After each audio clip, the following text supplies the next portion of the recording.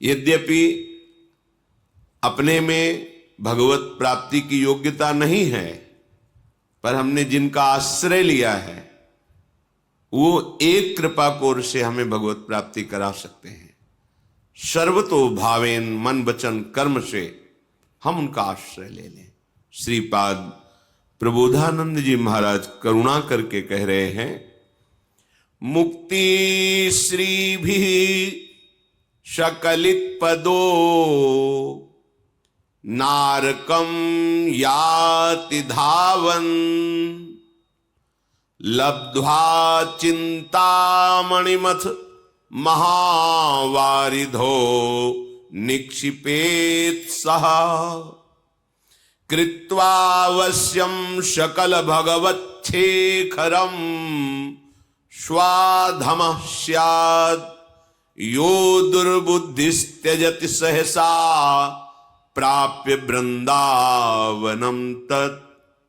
आहा, यदि आपको धाम का आश्रय मिल गया है, वास मिल गया है, या गुरु कृपा से नाम मिल गया है, आपको नाम जपने की प्रेरणा मिल गई है, श्यामा श्याम नौ किशोर किशोरी के चरणों का आश्रय मिल गया है, तो अब दुर्बुद्धि मत धारण करो।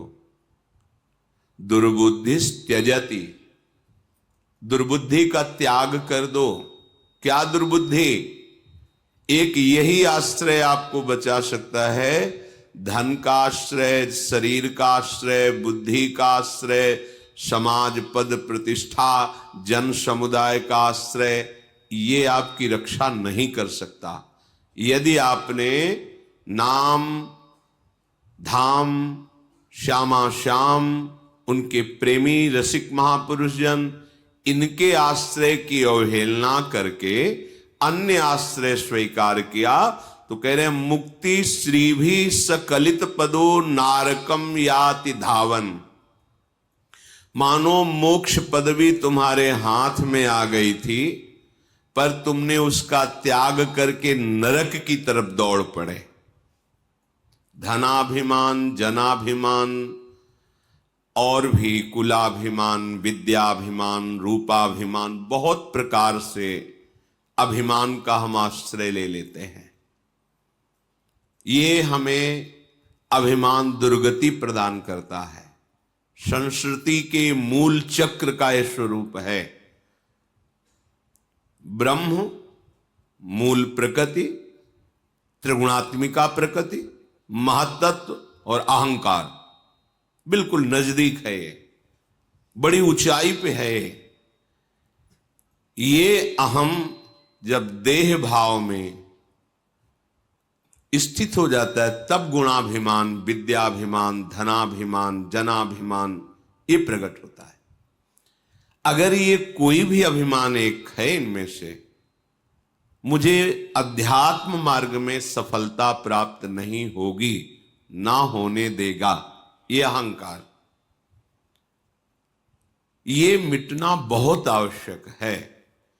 ये तभी मिटता है जब हमें भगवत कृपा से साधु समागम प्राप्त होता है। तीन मुख हरिजस सुनत श्रवण मानो न त्रपित छिन।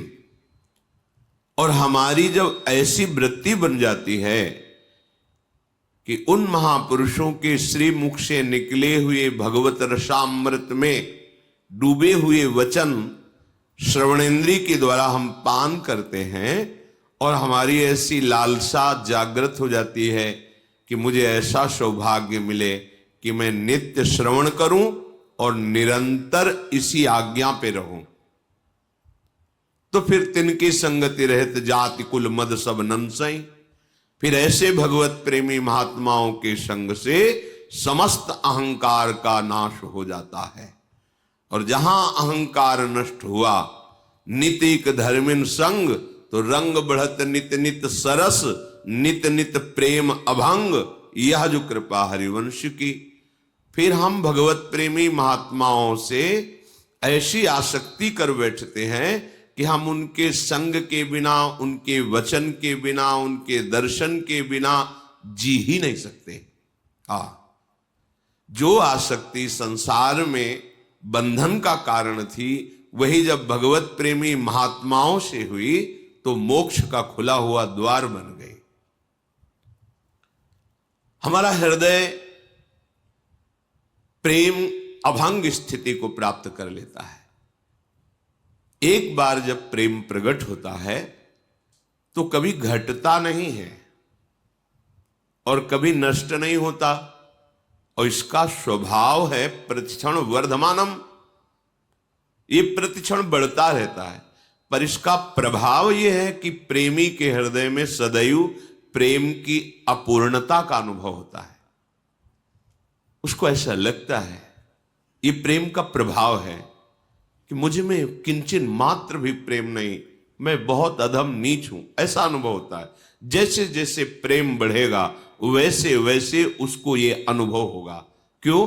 अगर अनुभव हो जाए कि मैं प्रेमी हूं तब तो अहम जागृत हो जाएगा, फिर बात बनेगी नहीं। तो प्रेम का प्रभाव ऐसा होता है कि उसके हृदय में अद्भुत दिव्य भागवतिक दैन्यता का प्रादुर्भाव होता है। इसी दैन्यता से, इसी प्रेम से वो अपने प्रीतम को प्रेम डोरी में बांध करके अपने हृदय में छुपा लेता है। जय श्री भट्ट, प्रेम रस बंधन क्यों छूटे दृढ़ फंद। ये प्रेम की डोरी में आराध्य देव ऐसे बंध जाते हैं, वो छूट ही नहीं पाते। नित नित प्रेम अभंग, बड़ा सूक्ष्म है प्रेम। एक बार प्रकट होता है, प्रतिपल बढ़ता रहता है। उपासक के हृदय में दैन्यता बढ़ती, जैसे जैसे प्रेम वैसे वैसे अतृप्तता, वैसे वैसे दैन्यता, गंभीरता, अंतर्मुखता, ये सब दिव्य प्रेम के सद्गुण हैं। निरंतर अपने प्रीतम की सानिध्य का अनुभव, प्रीतम के चिंतन की स्वाभाविक वृत्ति, अखंड स्मृति उसके हृदय में जागृत हो जाती है। तो यहां श्रीपाद सावधान कर रहे हैं कि यदि तुम्हें भगवत प्रेमी संत का आश्रय, धाम का आश्रय, अखंडवास, प्रिया प्रीतम के चरणों की आराधना, तो दुर्बुद्धि मत करना। बहुत दुर्लभ बात मिल गई है। अपने अज्ञानी जन है, इसलिए प्रियालाल की इस हेतु की कृपा को खिलवाड़ समझते हैं। ये जो जन्म जन्म से हमारा भटकना हो रहा था, मिटने का समय आ गया अब। पर हम इतने बहिर्मुख हैं, इतने विषयानंद में डूबे हुए हैं कि भगवत कृपा की अवहेलना कर देते हैं। श्रीपाद आदेश कर रहे हैं, कह रहे हैं कि यो दुर्बुद्धि त्यजति, तुम ऐसी दुर्बुद्धि का त्याग कर दो। कोई तुम्हारा सहयोगी नहीं होगा। तुम्हारा शरीर भी तुम्हारे अनुकूल थोड़ी चलता है।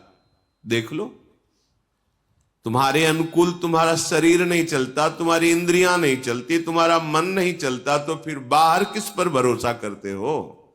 बात तो और बड़े दूर की बात है। तुम्हारे मन के अनुकूल सब चले, ऐसा तो तुम्हारा मन ही नहीं अनुकूल चलता, इंद्रिया अनुकूल नहीं, शरीर अनुकूल नहीं, फिर बाहर की बात क्या? इसलिए हाथ में आ गई है मुक्ति, मोक्ष पदवी हाथ में आ गई।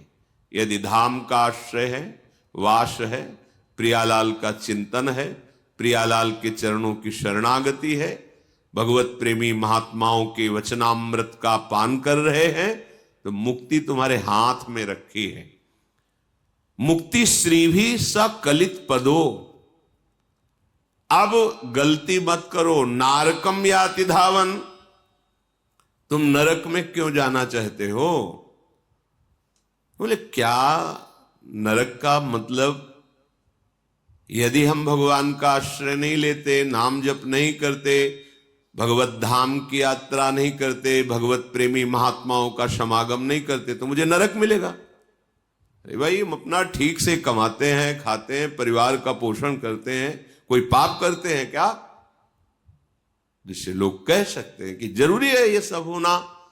भाई हम ठीक से चलते हैं, अपने परिवार का पोषण करते हैं, कमाते खाते हैं, कोई पाप है? देखो, तुम्हें अखिल ब्रह्मांडों की सरकार ने भेजा है, जाओ मनुष्य योनि में और अविद्या का, अज्ञान का नाश करके अपने स्वरूप में स्थित हो, अर्थात मुझे प्राप्त करो। आपने कहा कि हम विरक्त भाव से नहीं रह पाएंगे, हमें स्त्री चाहिए, पुत्र चाहिए, परिवार चाहिए, पद प्रतिष्ठा सम्मान, और आपका भजन भी करेंगे। तथास्तु, ऐसा ही हो, आपको प्राप्त हुआ। लेकिन ये जो आपको प्राप्त हुआ है, ये मूल उद्देश्य की प्राप्ति में सहायक होना चाहिए। आपको जो यहां भेजा गया उसका मूल उद्देश्य है भगवत प्राप्ति। मनुष्य शरीर का मूल उद्देश्य है भगवत प्राप्ति। साधन धाम मोक्ष कर द्वारा, पाई न जे परलोक सम्हारा। आपको सारी सुविधाएं दी गई है भगवत प्राप्ति के लिए। अब आप स्त्री को, पुत्र को, परिवार को, धन को, वैभव को, मान प्रतिष्ठा को अपनी मान लिया, और ये सरकारी व्यवस्था दी गई थी आपको। भगवत प्राप्ति में सहायक है, ये बाधा नहीं है, बस भाव बदल देना है। ये जो आप भोक्ता भाव लेकर के विचरण करते हैं, इसके स्वामी बन बैठे हैं, गलत भाव है, अपराध है। ये सरकारी वस्तु को जबरदस्ती अपने कब्जे में लेकर के उसे अपनी मानना, ये अवहेलना है, अपराध है। जिस दिन जांच होगी उस दिन आपको दंड मिलेगा। चाहे जितना आप निर्माण कर दिए सब ढा दिया जाएगा, चाहे जितना, बस विश्वास कीजिए। श्रुत बनितादि जान स्वार्थ रत ना करुणे सभी ते। ये सरकारी आदमी है, ये आए हैं आपके भक्ति में सहयोग करने के लिए। आप इन अपने कर्तव्य का पालन करते हुए इन्हें भगवत स्वरूप मानकर इनकी सेवा कीजिए और वो प्रभु को समर्पित कर दीजिए, ये भगवत प्राप्ति में सहायक हो जाएगी। लेकिन आप तो स्वामी बन बैठे, भोक्ता बन बैठे। भोक्ता भाव में काम क्रोध आदि का राज्य रहता है और नरक के यही द्वार हैं। त्रिविधम नरकस्येदम द्वारम नाशन मात्मनः कामः क्रोधा तथा लोभा तस्मादेत्रयम् त्यजेत। तो जो श्रीपाद कह रहे हैं कि भगवद आश्रय छोड़कर आप जो ऐसा भाव करता भोक्ता भाव में जा रहे हैं, मानो मुक्ति को छोड़ करके नरक जा रहे हैं। तो आप गए ना नरक, कामा क्रोधा तथा लोभा, इसी में तो है। कामनाओं से युक्त होकर के कभी लोभ में विचरण करते हैं, कभी क्रोध में। कामना की पूर्ति हुई तो लोभ में, लोभ से और लाभ की इच्छा और भोगने की इच्छा। कामना में बाधा पड़ी तो क्रोध, क्रोध आया तो हिंसात्मक वृत्ति, स्मृति का ही नाश हो गया। मैं किस लिए आया था, क्या कर रहा हूं, और बंधन कारक कर्म कर बैठे। तो सावधान, इस दुर्बुद्धि का त्याग कीजिए। लब्ध्वा चिंतामणिमथ महावारिधो निक्षिपेत सह। श्रीपाद कह रहे हैं तुम्हारे हाथ में चिंतामणि आ गई है। श्रीमद राधा रसुधा निधि में महाप्रभु हरिवंश चंद्रजू कह रहे हैं, चिंतामणि प्रणमताम ब्रज नागरीणाम चूड़ामणि कुलमणि वृषभानु नामना। यहां कौन सी चिंतामणि की बात कर रहे हैं? स्वामिनी जू, श्री प्रियाजू।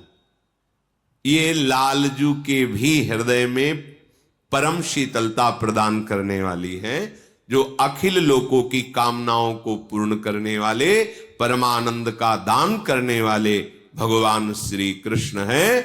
उनको भी ये प्रेम का अद्भुत सुख प्रदान करने में समर्थ हैं लाडली जू। तभी तो मांगत लाल लाडिलो नागर, प्रगट भई दिन दिन की चोरी, दान देरी नवल किशोर। चिंतामणि हमारी स्वामिनी जू है, तो स्वामिनी जू से कम नहीं है स्वामिनी जू का नाम। श्री कृष्णचंद्र जी के भाव को भाई जी श्री हनुमान प्रसाद पोद्दार जी ने कहा कि राधा नाम राधा रूप से भी मुझे प्रिय लगता है, राधा से प्रिय लगता है मुझको राधा नाम। अर्थात जब हमारी जिह्वा पे आ गया राधा राधा राधा, तो मानो चिंतामणि हाथ में आ गई। चिंतामणि कौन है? हमारी श्री लाडली जो। चिंतामणि किसे कहते हैं? चिंतित पदार्थों को, चिंतित वस्तुओं को, चिंतित भावनाओं को, चिंतित तत्व को प्रदान करने वाली। आप चाहे जो चिंता करें, चिंता रहित कर देती है चिंतामणि। हमारी स्वामिनी जो हमारी चिंतामणि है, उनका चिंतामणि स्वरूप राधा नाम हमारे को गुरुदेव की कृपा से मिला। राधा राधा राधा, तो लब्ध्वा चिंतामणि मत, तुम्हें चिंतामणि प्राप्त हो गई और तुम उसे महावारिधो निक्षिपेत्सः, इस भव समुद्र में फेंक दिया। भव समुद्र में फेंक देने का तात्पर्य भूल गए। बार बार उपदेश सुनने पर भी कि एक श्वास भी खाली ना जाए। तुम्हारी एक श्वास इतनी कीमत रखती है।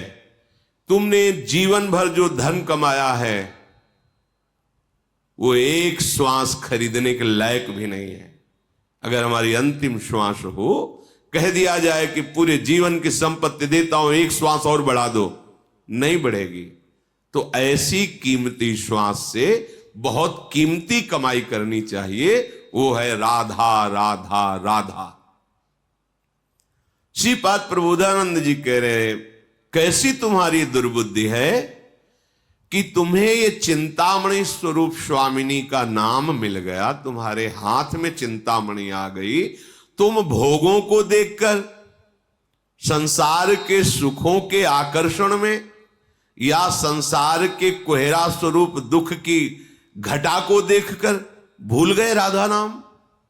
इसका मतलब चिंतामणि को तुमने ऐसे समुद्र में फेंक दिया, अब ढूंढने से भी नहीं मिलेगी।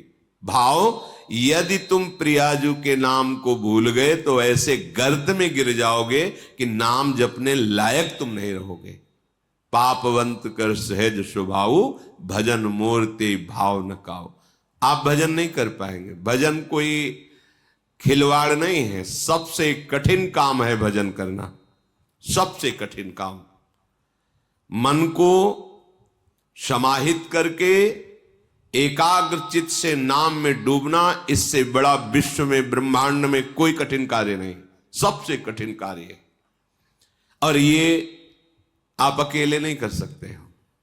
भजन न होए संग बिनु, ये सिद्ध रसिक महापुरुषों की वाणी है। भजन न होए संग बिनु, और भजन बिना नहीं प्रेम। बिना भगवत प्रेमी महात्माओं के संग के, बिना भजनानंदी संतों के समागम के, आप में भजन की वृद्धि, भजन की रुचि हो ही नहीं सकती, नहीं हो सकती। भजन न होई संग बिन, और भजन बिना नहीं प्रेम। इसलिए छिनहु भजन न छाड़िए, धरिए ध्रुव यह नेम। ये नियम ले लो कि चिंतामणि है राधा नाम, आप जो चाहेंगे मिल जाएगा पक्का। वो अभी आप के दुष्कृत नाश नहीं हुए, वासनाएं नष्ट नहीं हुई, इसलिए आप ये अनुभव नहीं कर पा रहे जो हम कह रहे पक्का। ऐसा नहीं कि हमें सब अनुभव हो गया हो, पर जैसे है 1 किलोमीटर दूर पर ध्वजा मंदिर की दिखाई दे रही है, तो ऐसा लगता है मानो नजदीक आ गए हैं। ऐसे ही यत्किंचित गुरु कृपा से जो भी राधा नाम का, तो ऐसा लगता है पक्का, ऐसा ही है। पूर्ण नाम की महिमा तो कहां लगी नाम बढ़ाई, राम न सकहीं नाम गुण गाई। स्वयं नामी भी अगर चाहे तो अपने नाम की महिमा का पूर्ण वर्णन नहीं कर सकता। फिर अपने लोग तो अधम जीव हैं, गुरु कृपा से कुछ किनका मिलता है पूर्णता। तो जब स्वयं पूर्ण नामी नाम की महिमा का पूर्ण वर्णन नहीं कर सकते, तो अपने अपूर्ण कैसे पूर्ण का वर्णन कर सकते हैं? क्यों अपूर्ण? क्यों? क्योंकि वाणी एक सीमित है। जैसे सीपी से समुद्र को उलीचा नहीं जा सकता, सीपी, ऐसे ही प्राकृतिक ब्रह्मा के द्वारा रची हुई बुद्धि से अप्राकृतिक चिदानंद प्रेम रसधाम नाम का पूर्ण वर्णन नहीं किया जा सकता। जितना भी वर्णन है वो यत्किंचित मात्र है। ऐसे राधा नाम चिंतामणि को आपने सुना, आपके कान के द्वार से आपके हृदय में पहुंचा, पर आपने आदर नहीं किया। भोगों की, विलासिता की, अहंकार की, इन वृत्तियों में ऐसे बहते रहे कि राधा नाम भूल गए। तो बोले आपको मानो चिंतामणि हाथ में दे दी गई और आपने महासमुद्र में फेंक दिया। समुद्र का तात्पर्य, अब आप चाहे जितना खोजो नहीं मिलने वाला, क्योंकि अथाह है ये संसार, समुद्र अथाह है। इसमें ऐसी तरंगे हैं कि बहते इतने दूर चले जाओगे कि ना सुनने लायक रहोगे और ना जपने लायक रहोगे। प्रत्यक्ष का प्रमाण नहीं, आप देख लीजिए। कृत्वा वश्यम शकल भगवत शेखरम स्वधाम स्याद, श्रीपाद कह रहे हैं ये जो वृंदावन धाम है, ये भगवत अवतारों के जो शेखर हैं, शिरोमणि हैं, वो मूल निकुंज बिहारी जी हैं। ये जो निकुंज बिहारी ठाकुर हैं, इन्हीं से सब अंश कला अवतार प्रकट होते हैं। भागवत में श्री भगवान व्यास देव जी ने वर्णन किया कि भगवान श्री कृष्ण इन्हीं के अंश से सब। तो हमारे नवनिवृत्त निकुंज विलासी जो रसिक शेखर भी हैं और रस समुद्र भी हैं, उनको प्राप्त कराने में समर्थ है ये आश्रय। धाम का आश्रय, धाम का वास, श्यामा श्याम के चरणों की शरणागति और भगवत प्रेमी महात्माओं का संग, ये धाम का आश्रय। आप कहां सत्संग सुन रहे हैं? धाम में। आप किससे सत्संग सुन रहे हैं? श्यामा श्याम के चरण रज आश्रित जनों से। आप कहां बैठे हैं? ब्रह्मेश्वरादि सुदरूह पदारविंद श्रीमत् पराग परमाद्भुत वैभवाया। अद्भुत महासिद्धियां जिसमें छिपी हुई है, वो लाडली जी के चरण चिन्हों से चिन्हित इस परम पावन रज में बैठ करके आप सुन रहे हैं। इससे स्वाभाविक आपके हृदय में वो भाव प्रकट होगा जो रसिक शेखर प्रभु श्री कृष्ण को अधीन कर लेता है। कृत्वा वश्यम, कृत्वा वश्यम शब्द पर ध्यान दो। किसी तपस्या से, किसी साधना से, किसी व्रत नियम से भगवान को अधीन किया जाए, ऐसा नहीं आता। यहां कह रहे कृत्वा वश्यम, किसको? सकल भगवत शेखरम, समस्त भगवत स्वरूपों में जो शिखर पर विराजमान, अर्थात जिनसे समस्त भगवत अवतार प्रकट होते हैं, वो प्रभु श्री कृष्ण चंद्रजू, वो नित्य बिहारी श्री लालजू महाराज, इनको अधीन करवा देता है। कौन? श्री धाम का आश्रय, वास, प्रिया प्रीतम की शरणागति, भगवत प्रेमी महात्माओं का संग, ये एक ही बात है। इसे कई शब्दों में कहा जाता है, एक ही बात। जिससे भक्तमाल जी के रचयिता ने गान किया, भक्ति भक्त भगवंत गुरु चतुर नाम बपु एक, इनके पद बंदन किए नासत विघ्न अनेक। कृत्वावश्यम, फिर आपको विश्वास क्यों नहीं हो रहा? आप निश्चिंत क्यों नहीं हो जाते? क्योंकि ये अहंकार जो है गलित नहीं हुआ है।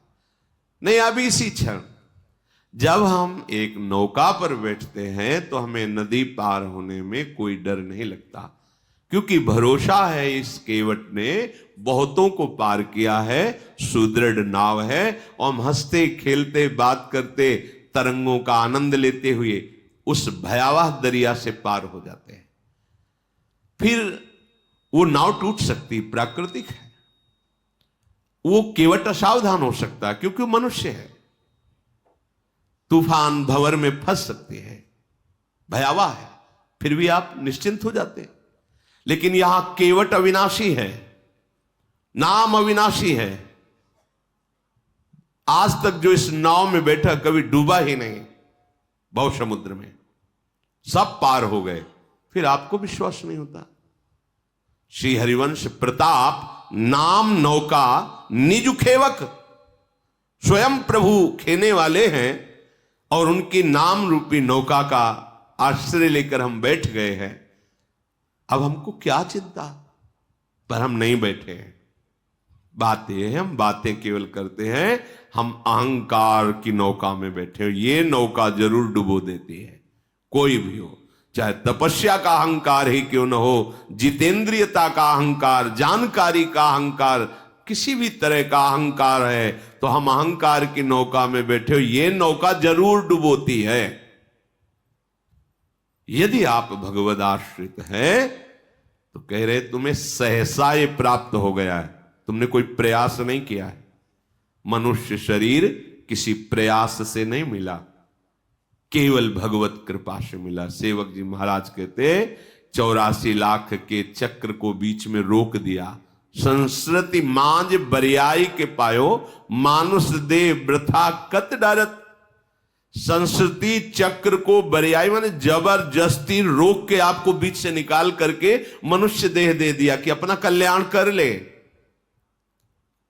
पर हमें ये बात समझ में नहीं आती कि हमारा शरीर दुखों से मुक्त होने के लिए मिला है और हम सुख प्राप्ति हेतु तो वही आचरण करते हैं जिससे और दुख मिल जाए और दुख में बंध जाए। प्रभु से विमुख होकर कोई भी आप आचरण करें वो आपको बांध देगा, दुखों में बांध देगा, चाहे भले शुभ आचरण क्यों न हो, क्योंकि शुभ आचरण से आपको उत्तम लोक मिलेंगे। उन लोगों की आपके पुण्य बल से भोगों की वृत्तियां जो जो रही वो भोग आएंगे, और जब उन भोगों को भोग कर आसक्त होगे, आपका पुण्य क्षीण होगा, तो जबरदस्ती धक्का मार के हटा दिए जाओगे। उस समय जो दुख होता है तो परिणाम क्या मिला शुभ का, दुख ही तो मिला, फिर मृत्यु लोक में आ गए, बात बनी नहीं।